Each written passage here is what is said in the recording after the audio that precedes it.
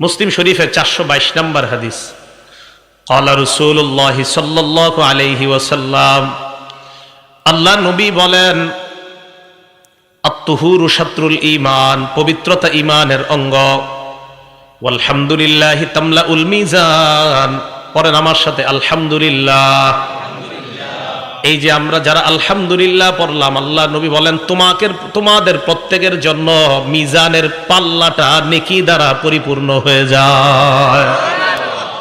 পড়েন তো আবার আলহামদুলিল্লাহ। এটা আমাদের নবীজি বলছেন, তুমি বিশ্বাস করেন যতবার বলবেন ততবার মিজানের পাল্লা আল্লাহ ভরে দেয়।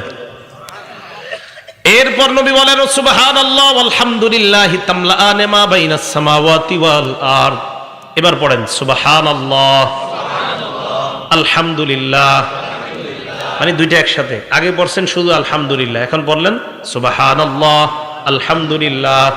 আল্লাহ নবী বলেন তামলাআনে মা বাইনাস সামাওয়াতি ওয়াল আরদ, আসমান জমিনের মাঝে যেই জায়গাটা, এই জায়গা নেকি দ্বারা পরিপূর্ণ হয়ে যায়।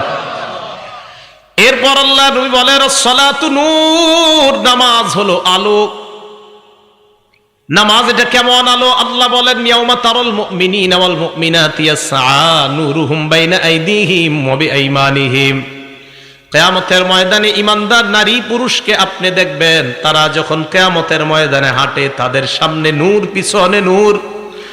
হারিকেন যেমন ভাবে দেখেন, এই যে লাইট, মাঝখানে একটা আলো অথবা হারিকেন মাঝখানে একটা আলো।